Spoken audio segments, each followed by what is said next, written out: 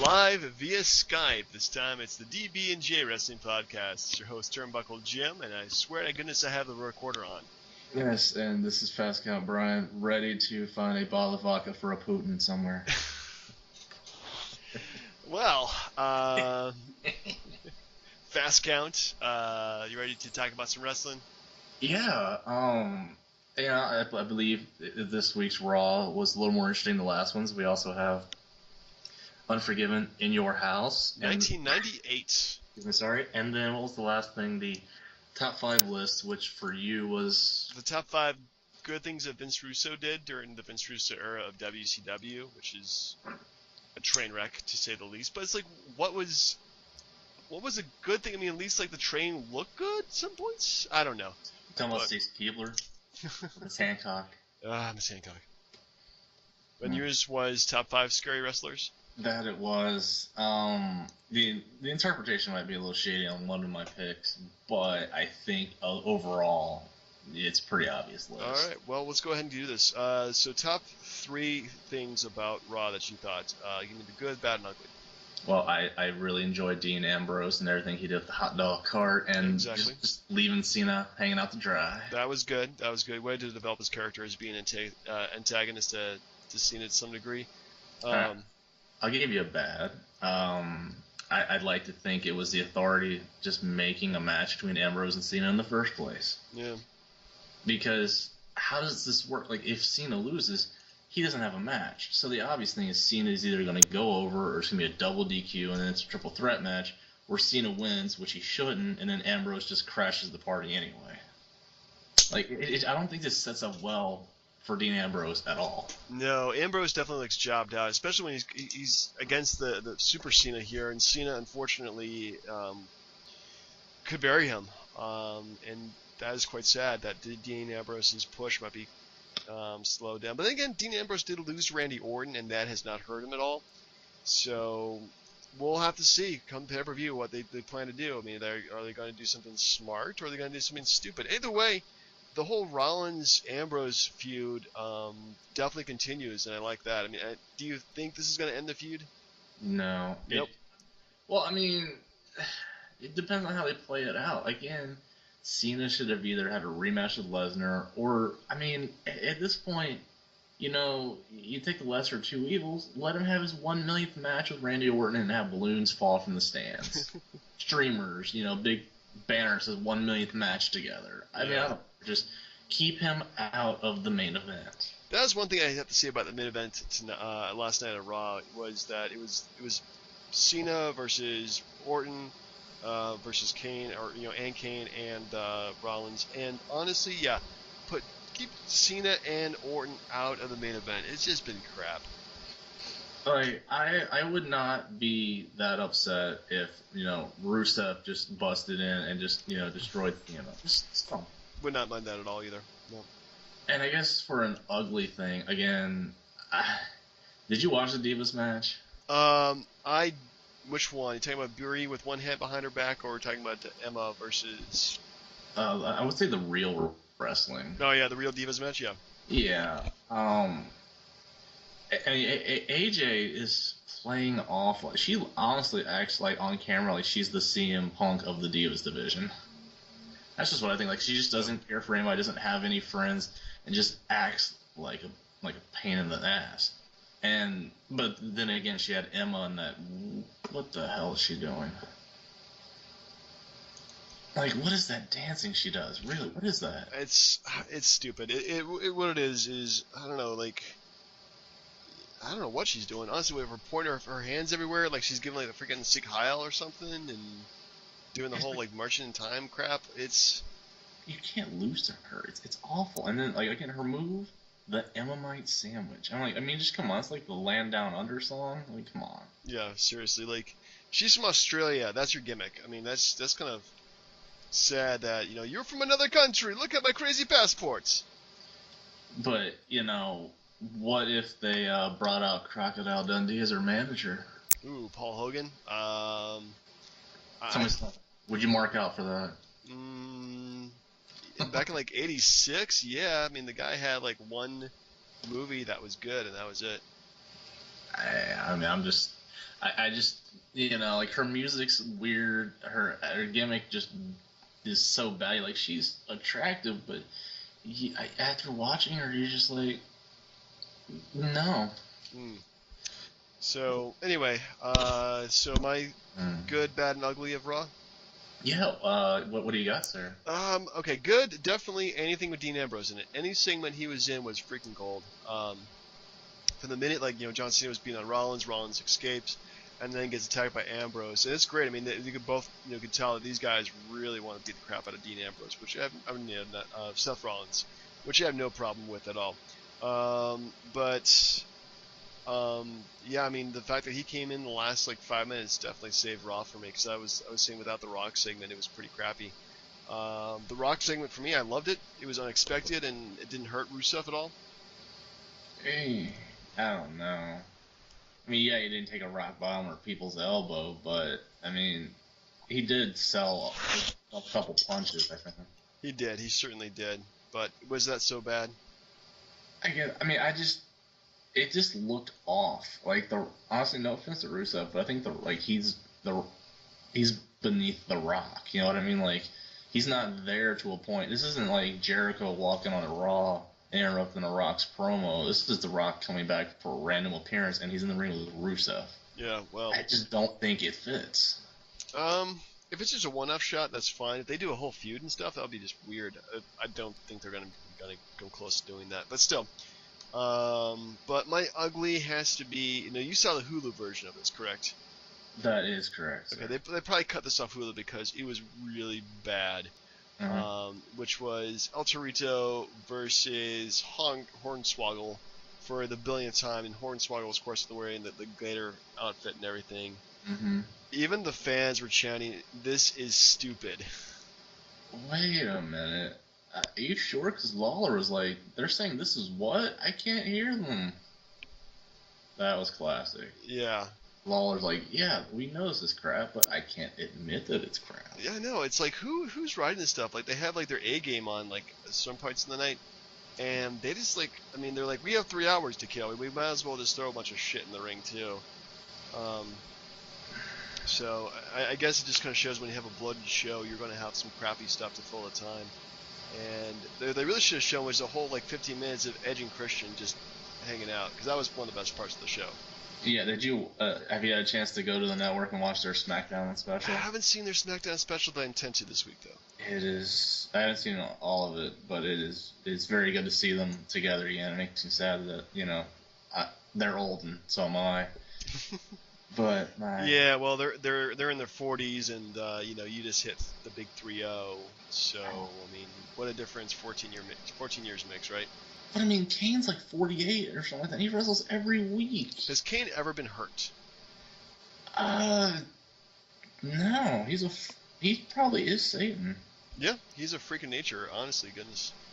Oh, now one random question that came to mind. A lot of, we could say what we want about the writing and the crap with Cena and the fact that he's terrible and I hate him, but not the point.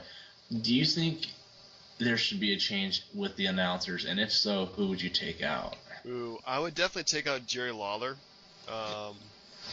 He has been stale for, about almost 10 years at this point. He was really good with JR because they could really play off each other really well. And the thing is, that Lawler was a great heel. Mm-hmm. And the fact that now he's just I don't know, kind of just the fun-loving old creepy guy now. It's just not working. I would get rid of him. It's a close second. I mean, I would really want to get rid of Michael Cole. He is just really boring the crap out of me. And he's just not calling the matches and making it exciting. Agreed. I think since they went to the PG thing, Lawler can't really talk about puppies, and he's too old. Considering he died at ringside and was brought back to life. Did die at ringside. The man's been dead. Yeah, you can't really make him a heel unless he does something crazy. But I don't know, man. I just feel like they're just not adding anything to the product. Michael Cole makes me miss Tony Schiavone. Yeah, at least Tony Schiavone would call the match and try to make it exciting. Um, tell you what though, like, if you watch, did you watch NXT? Tell me you watch NXT. The actual shows. Oh, hey, what's the deal with Tyson Kidd being on Raw, like, and losing the swagger? Um, Cameo appearance, I guess. Yeah, no, I haven't watched it since the Takeover pay-per-view. But at least in the Takeover pay-per-view, which is unfortunately the only amount I've watched. I mean, I need to put a note here saying watch NXT because it's honestly the best thing they have going for them in terms of a wrestling product. Because they're allowed to wrestle, and there's no John Cena in NXT. No, honestly, NXT is what ECW should have been, and it feels like what ECW was like 16, 17 years ago. Yeah, I mean, they're probably getting paid the same, honestly. Probably, but at least it's like, what, this is developmental territory, so that way you can push your guys, and when they do debut, they at least have some recognition, so people will automatically like grab the gimmicks or grab onto the wrestlers. Okay. Anyway, so this is, but the thing is, I'm trying to make is that when you're watching the pay-per-view, did you pay attention to the announcing? Yeah, it was. God, I forget who the guy's name, and then there was the blonde chick, the cute one. Right. Mae Young. Mae Young. Great. I'm trying to remember her name now, and this is just throwing me off. It's what, Saxton is his name? Byron Saxton. Byron Saxton, the black dude. Who's the white guy? Not a clue. My goodness. And Renee Young. Yes. And they were actually excited to watch when they're calling the match. I mean, they had great excitement. So that's all you need is excitement for what's on the TV screen at the time. Don't do the whole $9.99. Don't do the whole we're happy to be partners with Susan J. Coleman, which is a good, thing. But it's killing me that they're plugging it so much, and just the whole. I feel bad. Yeah. Look, I mean, I completely support any fundraising for any cancer research, but you could have shot a video. You could have done like a little snippet where Cena's like shaking hands with Joan London somewhere. The fact that she came out on the magazine cover and her head was completely bald, but she's got a cap on with some hair and like took up time on the show, like the fans were just dead. Like no offense to that thing, but they just killed the show right after they just done. I think so. I think any Susan B. Coleman thing that they're trying to show on Raw is just it's been really counterproductive to what I mean. If they had like a quick video and they had like wrestlers talking about it, like they had Titus O'Neil talking about his grandmother dying from breast cancer, that engages me. That excites me as a wrestling fan. I understand sentimentality and having emotions like that. But when they have like freaking Kathy Lee and friend on the show with the Rosebuds. That just pisses me off. It's like, this is like my time in the ring. You do not belong here. Please leave so we can go ahead and watch wrestling, and I will support it by donating or wearing pink or whatever I need to do. But still, it's just I don't know. It just did take away from Raw, I think, and yeah, it's. I have to tell you, it was the only thing I kept saying was like, I think the petals have long since fallen off those rosebuds, Yeah, I agree with you. He's been around for almost 6 months now, just about, and he's gone nowhere. I expect Kathy Lee and the other lady. Yeah, definitely. So letter grade, what would you give Raw? I don't know. It's really hard to gauge it exactly. Like, I mean, I give it A-. A-? You give it that high of a rating? Yeah, I think because of the Ambrose stuff, because there's actually a decent Divas match, and The Rock was out there for a minute. Whether I like what he said or not, he actually came out there and gave Rusev a pretty decent rub, so that was appreciated. All right. Then there was just so much crap in the show. It was kind of scary, but I would give it a B. Very nice. I would give it a B because of the things you said. But you're not getting a full A, but I'll give it a B. I'm giving it extra credit just because I think Paige looks fantastic. Paige does look fantastic. Love you, Paige. Indeed. Alright, so ready to move on with some retrospective Attitude Era pay-per-view? After I give you this nice piece of trivia. Ooh, fresh trivia straight from the Brian. Dun, dun, dun. All right. Who? This is a WWF WrestleMania question here. Okay. Who was the first full-fledged heel to win the WWF title or WEF title, whatever, and leave WrestleMania as the champ? Ooh, fully fledged heel leaving WrestleMania as champion. I'm assuming it was Triple H. That is correct, sir. Ooh, but you know, I think there's a real heel who walked away with the belt. Hulk Hogan. WrestleMania 9, stole it from Bret Hart. Dang. Yeah, I mean, and that was another thing they had on here. Yokozuna was only had the belt for 2 minutes and 10 seconds before Hogan took it away from Talking him. about their 24-hour champions in less than that. All right, now we know the Undertaker had one of the longest winning streaks in WrestleMania history. All right. But do you know who holds the longest losing streak at WrestleMania? Ooh. Longest losing streak at WrestleMania. Holy crap. That's a good one. Can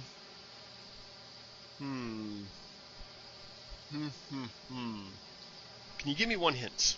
Yes, it is from the older generation. Okay. Definitely helps me out. Let's see here. Lost at WrestleMania.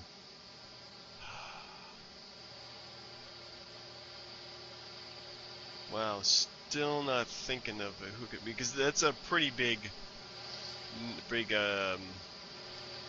era there. Let's see. I'll give you a decent thing. He was on the very first WrestleMania. Okay. Might have been in the first match. Let's go with Roddy Piper. Tito Santana. Tito Santana, poor Tito. He has the longest streak with 7 consecutive WrestleMania. Like, he never won a WrestleMania. He was 0 for 7. Wow. Yeah. But with such losses to the Executioner, and Shawn Michaels, of course. Yeah, Shawn Michaels. Didn't Tito wrestle his last match against Shawn? Yeah, WrestleMania 8. I mean, not his last match, his last WrestleMania. Right, his last WrestleMania match. So WrestleMania 8. So. Now, would you like one last bonus one, or do you want to move on? Let's do it with bonus. I'm liking that trivia. Come on. Okay. This is during the brand extension time. Okay. Could you name the wrestler who jumped brands the most during that time period, whether it was being drafted, traded, potentially fired and came back? Like, there's all sorts of different scenarios you can throw out there. Which guy moved around the most? I'm gonna have. Can you give me three guesses on that? Yes, you may have 3 guesses. Okay. Most brand extension. Okay. Guess number 1, John Cena. No. Guess number 2, Christian. No, Christian was gone for so long at TNA that. You're right. They didn't have it. Guess number 3, Edge. No. Ah. It would be Matt Hardy. Matt Hardy, really? Yeah, when the initial brand extension first happened, he was on Raw, and then he went to SmackDown for version 1. Mm-hmm. Then he came back to Raw. Then he was fired. Came back to Raw. Then went to SmackDown. Then came back to Raw. Then I'm going off the list here. Then went to ECW. Right. Then went to SmackDown. Then came back to Raw, and then was fired. Wow.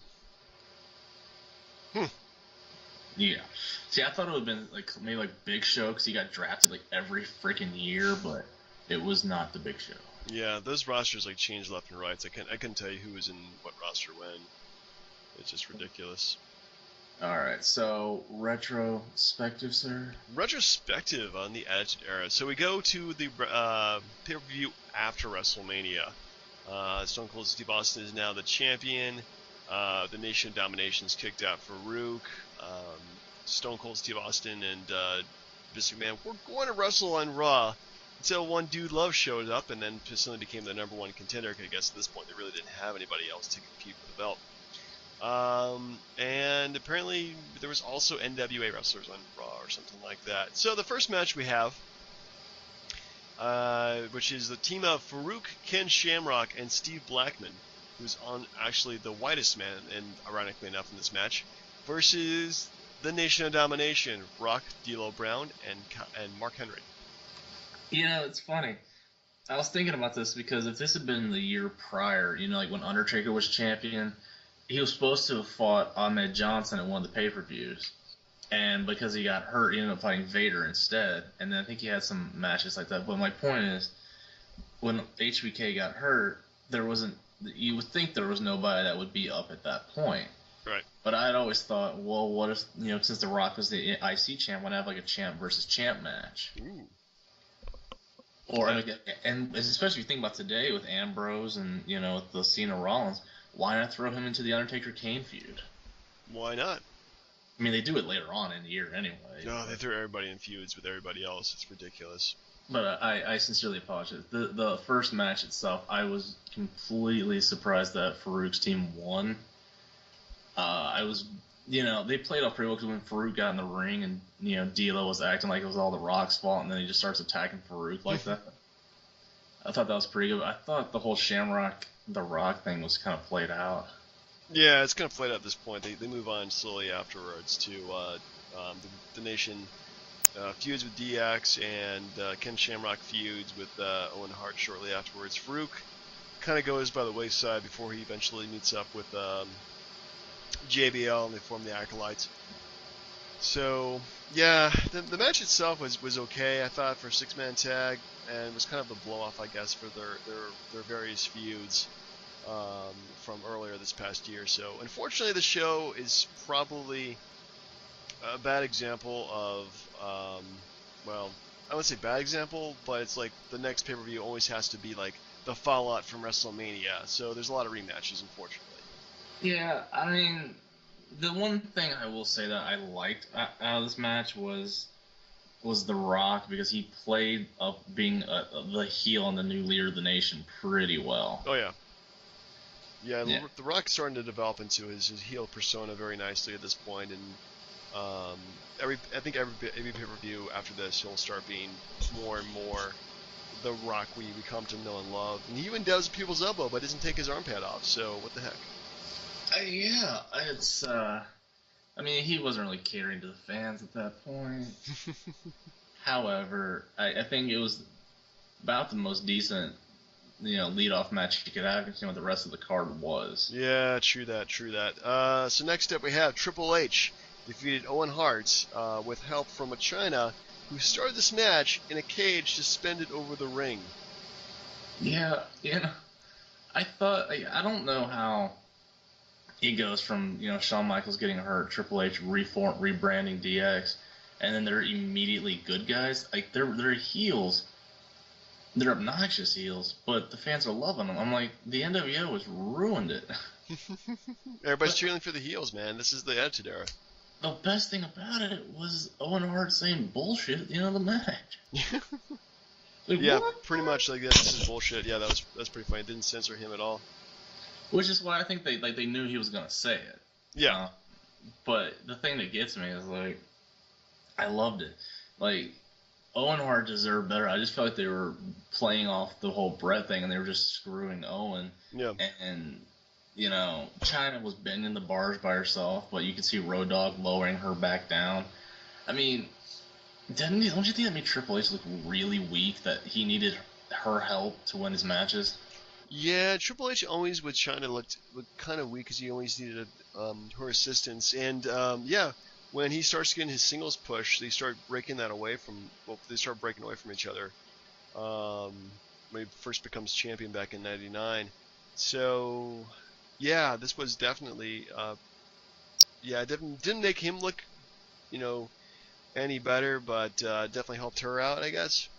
Yeah, and I know it's just for entertainment's sake, but my thing is, if, at WrestleMania when she threw the powder in Slaughter's face and everything, instead of her being a distraction, maybe not let her be at ringside, maybe? Maybe. I was thinking like, hey, how about we don't pay for your airfare to come to this pay-per-view, so suck it, or just like, you're going to be in the back behind a locked door this entire time, so that way you can't interfere.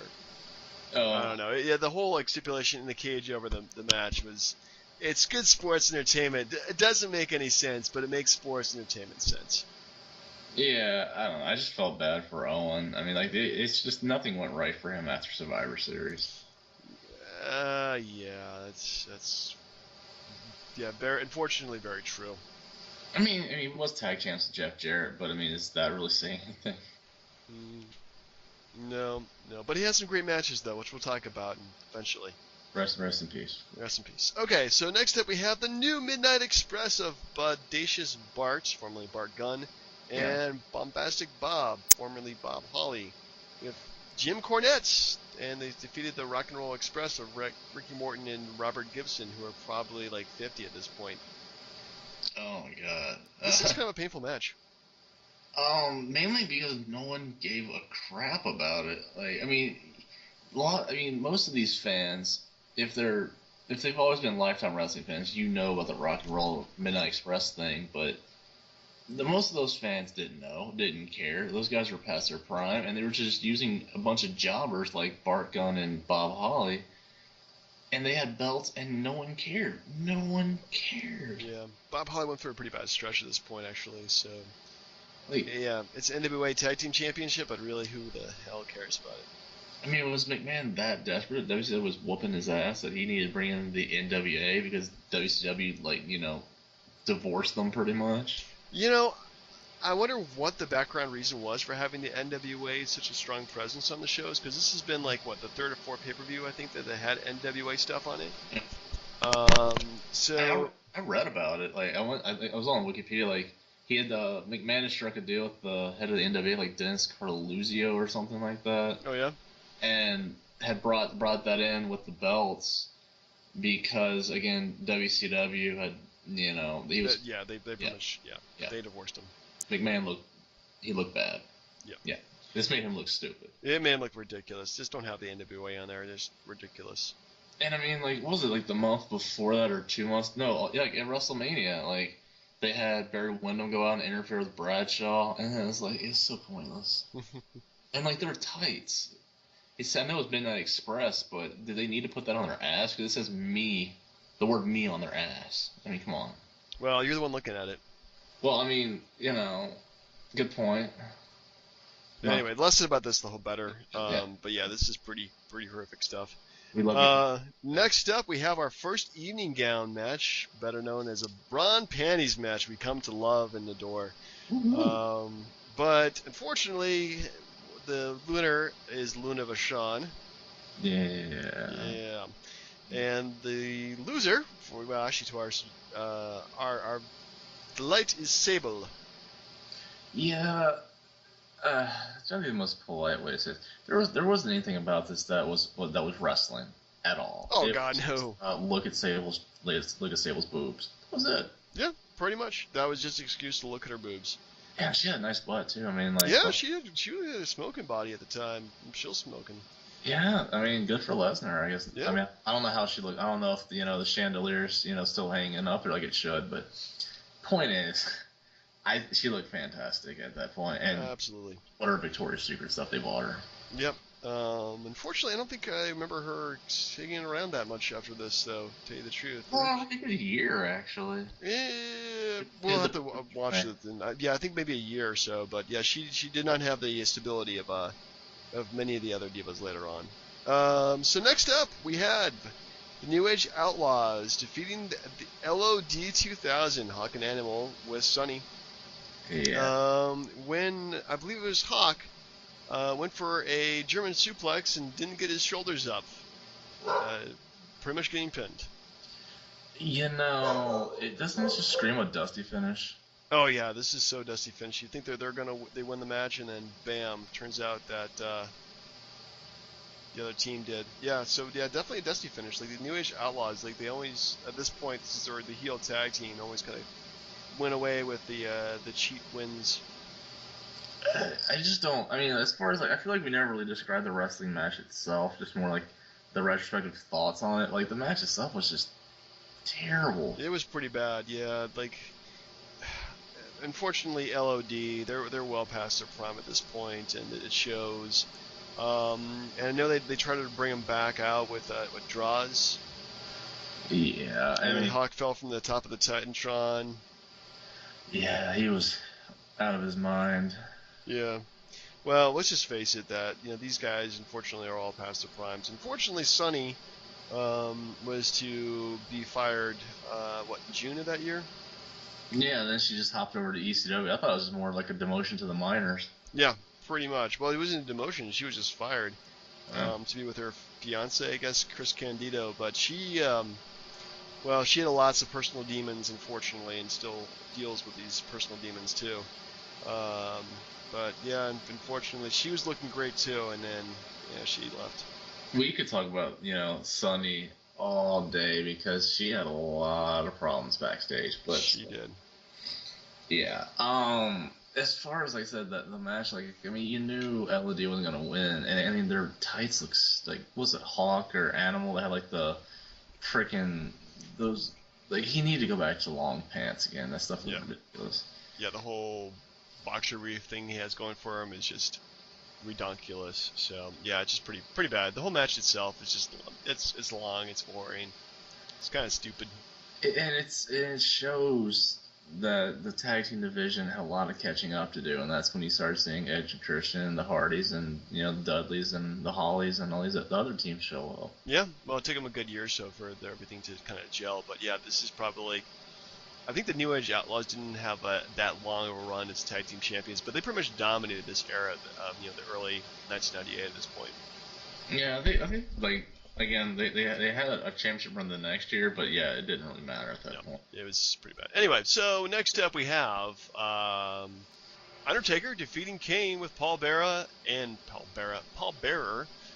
an Inferno match. Will you please tell me the stipulation of these rules, Brian? First person that gets caught on fire loses. But how would they get caught on fire? There's fire around the ring. That sounds incredibly dangerous. Of course it does, and that's why it was a bad idea because the fans were. Did they even consult the fans before? Like, if you have, like health conditions or health problems, you shouldn't sit at ringside. Like, they were like literally like melting, like sweating, like people were just in a hurry to get it over with. Yeah. And I've never seen one of these matches that looked good because every slam, every throw into the turnbuckle. I did like the shots of the guy who's doing like controlling the fire, and it just looked so goofy because you could tell like, hey, yeah, we're this like big move, we're gonna freaking jack up the fire, and it's just it looked stupid. The match itself was as good as they could do that, but it's two big guys fighting the ring. And pretty much like once Kane lost to Undertaker at WrestleMania, he moved on to other things pretty quickly. But this is just holdover from that match, and it's just dumb. Yeah, like I said, don't you like seeing this match? And let's be honest here. So Kane had one arm in a sleeve and one arm that was exposed. And which arm was set on fire? The arm that was exposed? My God. Oh wow, they're savages. No, of course it was the arm that was, heavily whatever they did to it. But yeah, it was. I kind of feel like WrestleMania he needed that win because he just started losing momentum. Like he just kept losing to Undertaker. Like what are you gonna do with the guy after that? Yeah. And we saw that. Pretty much. But they moved on pretty well actually. Undertaker started a bit of a heel turn after this and started Ministry of Darkness. Not a bad turn actually. And then actually Kane won the title like 2 months later, didn't he? Did a King of the Ring, but we're talking ahead of ourselves actually. Yeah. Oh, sorry. Spoiler. Anyway, so our main event, which is Dude Love defeating Stone Cold Steve Austin by disqualification after Stone Cold Steve Austin hit poor Vince McMahon with a steel chair. Well, before I go into anything, what did you think, sir? Of the match itself? Yeah. I was entertained. It had a lot of good drama behind it. It had a lot of big bumps by Dude Love. Speculation whether or not the ring bell operator, what they call timekeeper would be forced to screw Austin because it had the whole shades of Survivor Series '97 hanging over it. So overall, I liked it. I think the ending, like if I saw that as a fan, I would be really pissed off if the show ended this way. Mm-hmm. The fact that they make him lose because he hit Vince McMahon with a steel chair is just ridiculous. But yeah, as in terms of the whole like Stone Cold Steve Austin versus Mr. McMahon storyline, which develops from here, this is great. This is good stuff. So I like it. Now, the stuff that we forgot to mention was like the segment where Austin comes out and threatens the timekeeper or the ring bell guy, whatever. Right. And then McMahon comes out I thought it was pretty decent. He just said, like, I'm a North Carolinian. And then he goes on and like, just starts hating the fans. And he said something catastrophic is going to happen tonight. And it was just him getting hit over the head by Austin with a chair. I don't know. I feel kind of let down by it. Like, he already gotten the stunner a few times by that point. So nothing else done to him unless he was thrown off Hell in a Cell would have surprised me. Yeah, nothing new. Yeah, no. I mean, the match itself was pretty good. Like, again, it's kind of a letdown because there wasn't a lot of quality opponents for Austin. But I mean, Mick Foley did the best he could with what he had, you know. So did Austin. True. I mean, they were definitely in the peak of their game at this point, and Austin actually looks like he was fully healed from his horrific injuries last year. So I think, and in terms of wrestling ability, I think this is pretty good. But in terms of overall ending, I think it sucked. Indeed. So, what would you give it overall? Overall, this feels like a really lackluster pay-per-view. There's maybe one match which was okay, which was, see, the first two matches were okay, and then everything else was kind of bad. So I would actually give this a C. I have to give it a C minus. C minus. Ooh. Well, actually, I want to give it a double D for Sable. But we'll keep it PG. Just give it PG, just a C minus, and you can't do double Ds. I mean, can you? But I just, not for a rating. Nope. Anyway. So, before we get to our top 5, sir, I have one last piece of trivia. And I have a piece of trivia for you, so go ahead and shoot. There have been, at the time that I'm reading this, 5 wrestlers who won a WWEF championship belt on their debut. Can you name at least 3 of the 5? Okay, so it can be any belt, 3 guys. Okay. At least. First one, as far as I remember from recent memory, is Santino Marella won the Intercontinental title. Bonus point, who did he beat? Randy Orton? No, Umaga. Umaga, really? Oh, that's right, because, what's his face? Bobby Lashley interfered. Yeah. Okay, so that's one. Wow. Won a title on their debut. Holy crap. Gail Kim. That is correct. I do remember that. She showed up and won the Divas. Paige? Nope. Because she was I guess they didn't count her because she was NXT. She was NXT, that's right. So she already had a career already with the WWE. Yeah. I feel like let's see here. 3 more won their belts on their debut. Just trying to think. Can you give me like any kind of hint in terms of the time frame we're looking at here? 2 of them are Attitude Era and one of them's after. Okay. Christian? There you go. There's your third. He won the belt is up for the light heavyweight championship first time he showed up. That's correct. Do you remember who he beat? He beat Taka Michinoku. Yeah. The other 2, you should get one of them. The other one you will never get. Okay. I have no idea who else. Well, the one you would never get is Jerry Lynn. Won the light heavyweight title on his first match. Oh yeah. And no. I'm sorry, you're breaking up there, buddy. What was the other one? Carlito. Carlito won the Intercontinental title? He won the U.S. title, beating John Cena first time. Wow. Can you hear me? Yeah, you're coming in better now, buddy. Now, the bonus point for this is, Carlito is that he won the U.S. title on his first business in the company. And when he was drafted to Raw, the Intercontinental title the first night on Raw. Yeah. So he's the only guy to win also on his first night shows. A little interesting tidbit. And you have trivia, sir? I do have trivia. All right. So, my list, of course, is about Vince Russo. You know, he got his start in the wrestling business as a writer for the WWF magazine. Yes. Can you tell me the name of his pen name that he used as a writer? Uh, Derek Jeter, no idea. Yeah. Book and I know it. You would know of it if you read the book or had read WWF magazine or were literate. But it's Vic Venom. What? Yeah, Vic Venom. Yeah, like I don't know if he mentions that in the book. Like I read that like half of it is like him talking about finding God. And like I screwed Hogan, Hogan screwed me, I found God. I mean that's all it is. It's pretty bad stuff. Yeah, no. But no, I had no idea. That was some pretty decent trivia. I thought you were gonna ask me something like how many championship reigns did Russo have or something. Oh god. -5. Speaking of that, top 5 list. Top 5 list. Do you want to go first or want me to go first? I mean I can. My list isn't as exciting as yours, so I can save Well, it it's the back. top 5 scariest wrestlers of all time. I guess scary, but you said scary definition was by look because we're going by like wrestling ability to be like Great Khali, for instance. Yeah, oh But, god, it's botchamania. yeah, so my number 5 is scariness was, and again, it's very subjective. You'll probably disagree with me on this. Was any character done by Ed Leslie? Ooh. I'm just saying.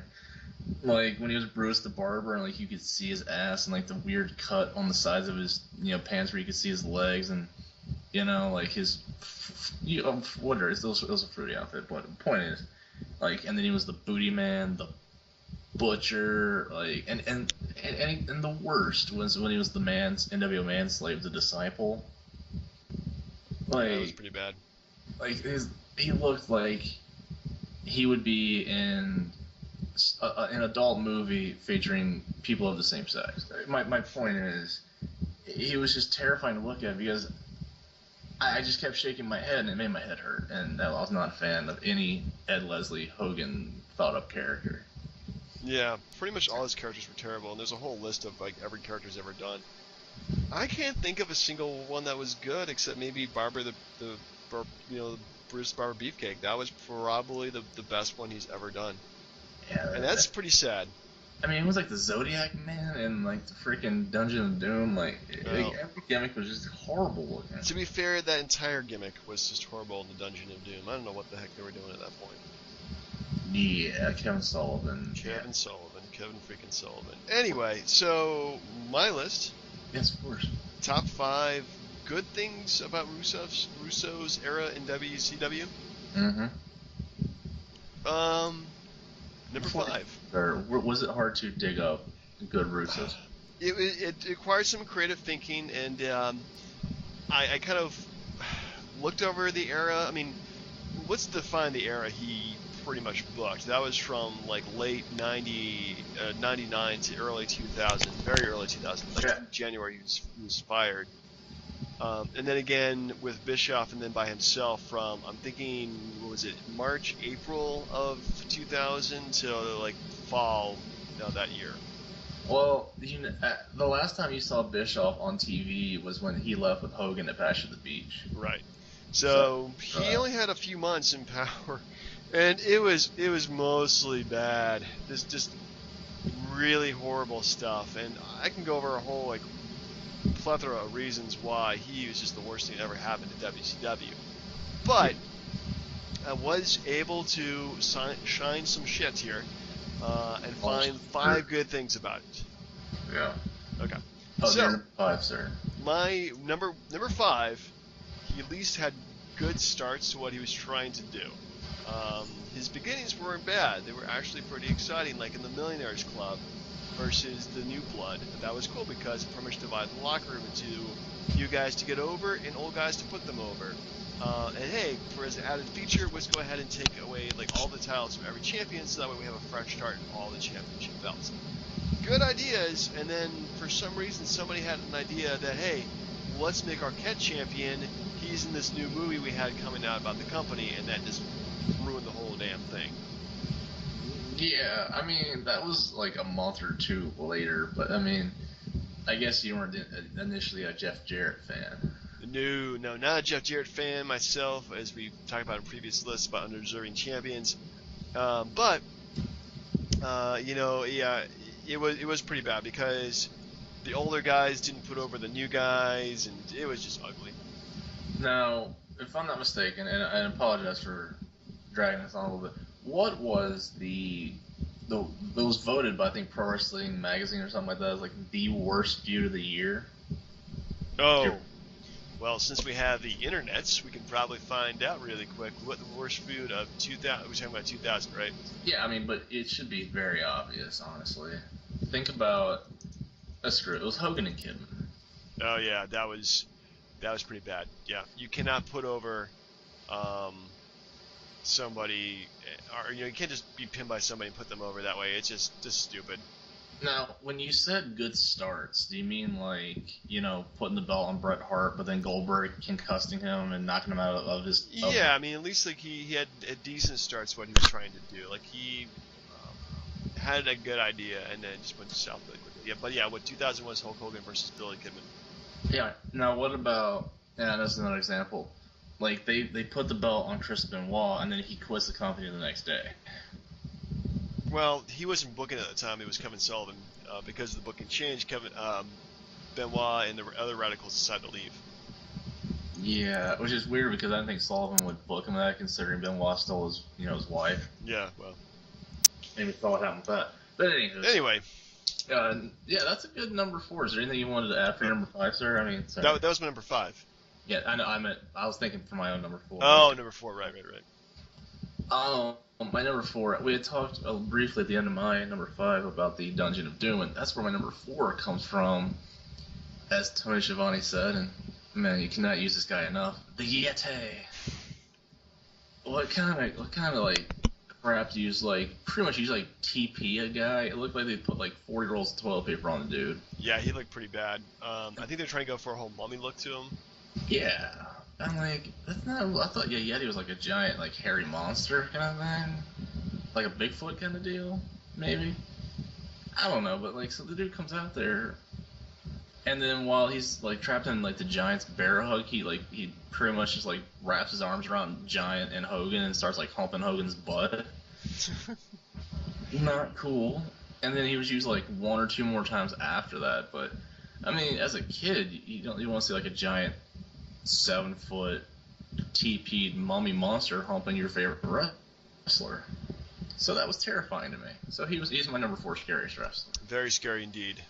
Mm-hmm. Goodness, that's pretty bad actually looking at photos of him. Yeah. Anyway, so my number 4. Talking about screwing Hulk Hogan. He at least took Hogan off of TV and out of WCW wrestling. Whether or not this was intentional or unintentional, it was still good good enough because we were tired of seeing Hogan at this point, and Hulk Hogan had way too much creative control over his character. Mm-hmm. So yeah, take him off TV. Whether or not you tell him he's a piece of crap and everything like that, and Hogan believes it because a work shoot becomes another shoot. So. So did you like the shoot? Have you seen like the shoot interview? Like, I've seen parts of it.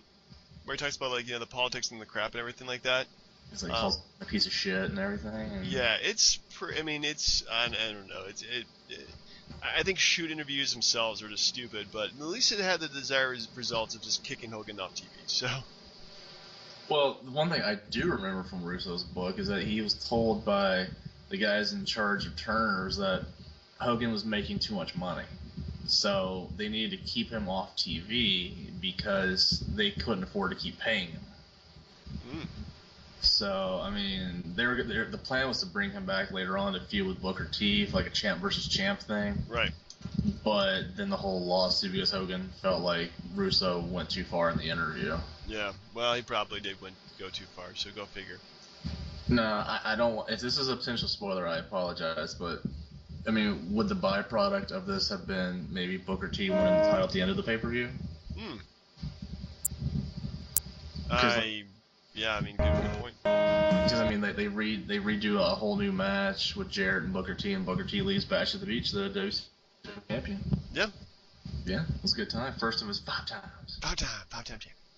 Yeah, that's a really good one. Like, I mean, I didn't really care for Russo that much, but the Hogan shtick was pretty old, and again, hate me for whatever you will, but I liked Jarrett at that point. Wow. I thought, considering the crap. Oh, you know what? I want to backtrack just for half a second. And thankfully, you didn't mention his lip syncing with Sawyer Brown at the pay-per-view. I have no idea what the hell you're talking about. At the Unforgiven, or no, the In Your House pay-per-view. Oh, yes. Well, I kind of skipped the whole non-matches sort of thing because, yeah, that was pretty bad. Yes, I mean, like, if you saw, like, Jarrett went through a whole bunch of crap for, like, 4 or 5 years being the whole Nashville music guy, and then he comes back, tells everybody to choke on his slap nuts or something, hits everybody guitars, whatever. I liked it, but Hogan needed to go. That was a good choice there. Yeah. Number three and two for me are pretty interchangeable. As far as scariness, now, I'd like to think a scary looking dude, giant 7-foot guy with a weird looking like goatee going on, like makes his debut, causing Lita to have an abortion or lose her baby or something like that or something stupid, and then like brings a baby out to ringside like a plastic doll and just punts it into the crowd. While very funny to me, I thought it was hilarious. But Snitsky was my number 3. Wow. I mean, the whole dude's premise was that it wasn't his fault. Like, I mean, That he aborted a kid. yeah, like it was just like it was a god awful angle. Kane went through so much crap. He really did. That was a terrible, terrible angle. Yeah, like, thanks for bringing that up now. But Snitsky, yeah, did look really, really like a scumbag, really. What was worse, his part of like Lita losing their, quote unquote baby, or the fact that Lita would have had a baby with Kane in the first place. It's just bad stuff overall, man. That's just, you're bringing back some bad memories for me. Yeah, I apologize, but my point is that Snitsky was a scary looking bastard, and especially when he came back later on, a couple years later, he had like shaved his head, had like nothing but yellow all over his teeth. He was missing teeth. Like he looked like a pedophile without hair. Yeah. It was scary. Like it was disgusting. Literally, if I was a kid, I would have not watched wrestling at that point. Oh no. So next up for me, my number 3, good things that Vince Russo did during his era. Number 3, it gave him a concussion. He gave who? No, he got a concussion. Oh, this was from Goldberg, wasn't it? I don't know. I think it might have been from Goldberg, it might have been somebody else, but It was Nash. it was somebody. Anyway, to give that man a sandwich, really, because honestly, I would give Vince Russo a concussion too. But yeah, he put himself in matches, and lo and behold, he got hurt. So yeah, that was a good decision for him because his decision caused him to have pain. So Yeah, I mean, he took an ass whooping, and again, quoting his book, like the reason why he wore a stupid hockey helmet was because he was trying to take less abuse in the ring. Why would you don't get in the ring, Jack? yeah, just you're a writer, and you being in the ring is not helping out the product at all. But if it hurts you, then yes, go ahead in the ring. It's sort of like the test, if the mouse goes for the cheese, then it gets the shock therapy, but it keeps going for the cheese. Like it's a bad decision, but you just keep doing it, and you get the consequences. Yeah. Very good, sir. Number 2. Like I said, number 3 and 2 were interchangeable, but I guess not. When you are a guy, you can slam Michael Cole against the wall in a very homoerotic way and start reading him poetry. You're pretty terrifying. And I don't care that he was part of the new LOD that was a bust. Heidenreich. Oh God. 2. Oh my God. Yeah. The whole that Michael Cole shower rape thing, I think it was too much. Yeah, I mean, like, him trying to read was bad enough, but just that right there was creepy as hell. And then he got in a feud with The Undertaker, which I didn't think he deserved, but another big stiff for The Undertaker, that's nice of him. But, yeah, if you had like top 10 images that you wish you could get out of your head from wrestling that you can't, it's Heidenreich pushing Cole up against the wall, reading him love poetry. Yeah, that was. Man, no wonder Michael Cole is like still with the company. It's like this guy will do anything. Pretty much. Like if they weren't trying, if he wasn't in the doghouse at that point, I don't know what he did. Yeah, seriously. Yeah. All right. Well, my number 2 of the good things that Vince Russo did was make Bret Hart champion in WCW. Damn good. Because he had been on the company for almost 2 years at this point, not even touching close to gold. He had the United States Championship, which is nice. Like, thank you very much. Conan had this belt. Yeah, it was a nice little parting gift. Yeah, for pretty me. much. Yeah. But they gave him champion. I think they were going to make him a long-term champion too, but he just got concussed thanks to Mr. Stiff Arm and Stiff Leg Goldberg. So. Yeah. But at least it was a good decision because it was nice seeing Bret finally get the championship belt. Yeah. But the thing that got me about the whole thing, like they started out with a good premise, but don't you think they would have just been fine just having Bret be the champ instead of just rehashing the NWO for the 15th time? Yeah, I don't know why they brought back the NWO for the 15th time. It was just stupid. Yeah, I don't know. Okay, let me ask this: who do you think was more reckless when it comes to injuring other talent, Goldberg or Batista? Ooh, Sorry. That's all right. Sounds like you're having a cold one. That's good. That's a good question. It's almost 50-50. I would probably say Goldberg because he got a really quick push and was put into matches that he could really have hurt somebody. Well, he did hurt people pretty badly, actually. So. I don't know. I mean, keep in mind, Batista did break Cena's neck. But don't you want to? No, I just want him to never wrestle again. If he breaks his own neck, that's fine, but I don't want to be the one responsible for it. True that. So yeah, we gotta say Goldberg. All right, fair enough. That was your number 2, sir, correct? That was number 2. So what's your number 1 scariest looking wrestler of all time? Who do you think it is? Please. I'm gonna go with probably Boogeyman. That is correct. Ooh. Tie. It was a close tie with the little crap that's on Jillian Hall's face that he ate off. You remember that?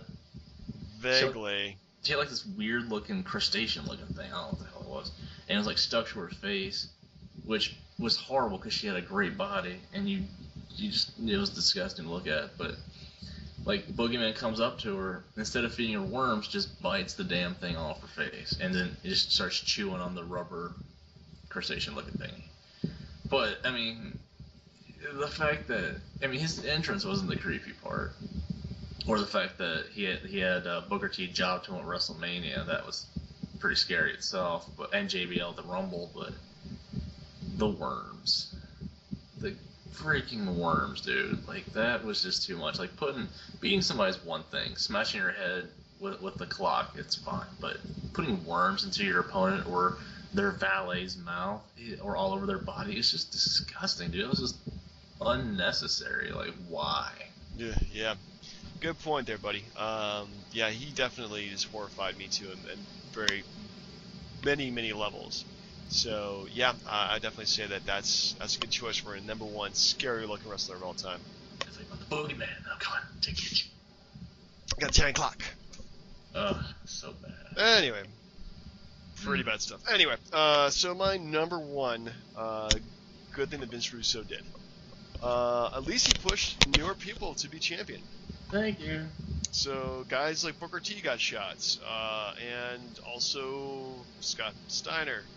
So, but at least he was trying to make new stars out of these guys as opposed to having the same old Hulk Hogan, Kevin Nash. Well, even DDP was kind of a newer star at the time too, had been pushed, but still.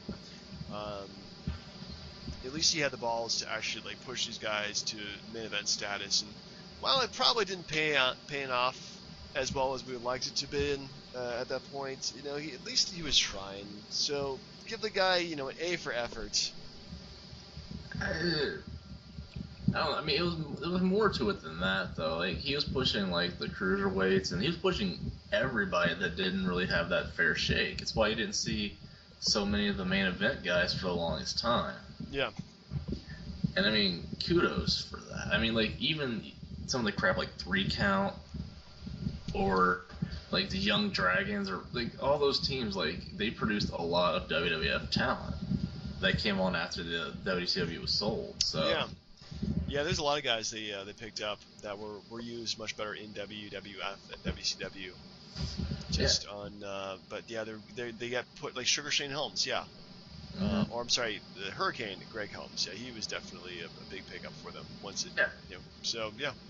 And then I mean, you got there's plenty of other really, really, really good talent that they have. I mean, and let's be honest, without Russo, again, Booker T would not have been champion. No, he definitely did wonders for his career at least. So good for him, but yeah, but overall it was a really horrific era though. You could barely watch it. It was just so bad. All right, so good list, sir. Very good. Well, it was just not talking about the bad stuff anymore.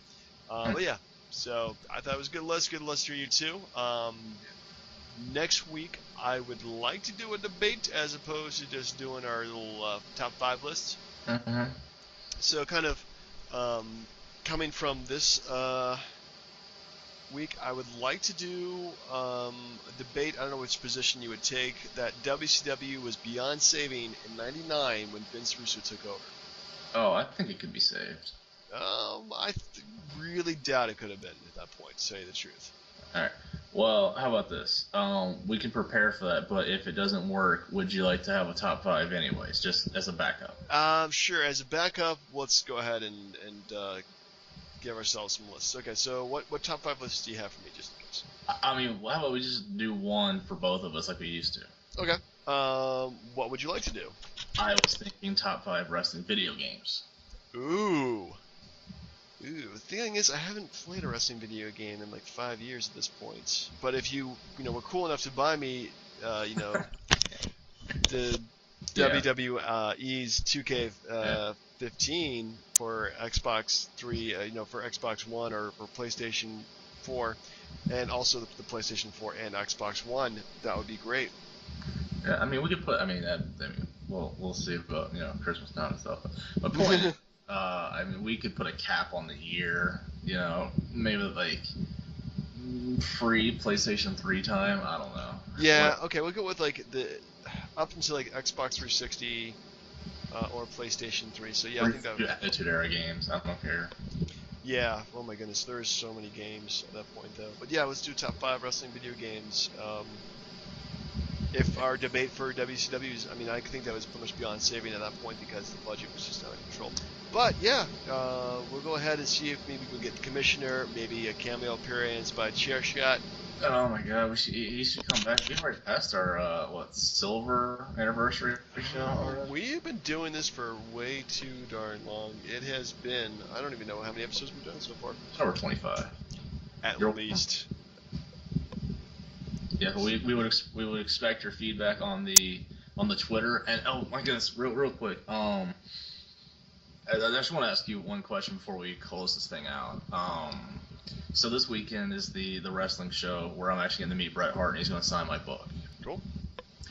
What would you say to Bret if you had a chance to say something to Bret? If I had a chance to say something to Bret, I would say, man, that's a damn good question. What would I say to Bret Hart? Because I don't know what I'm going to say at all. Sign my book. I don't know. Like, ask him like which one wrestler today do you think should be pushed as the champion? Excellent.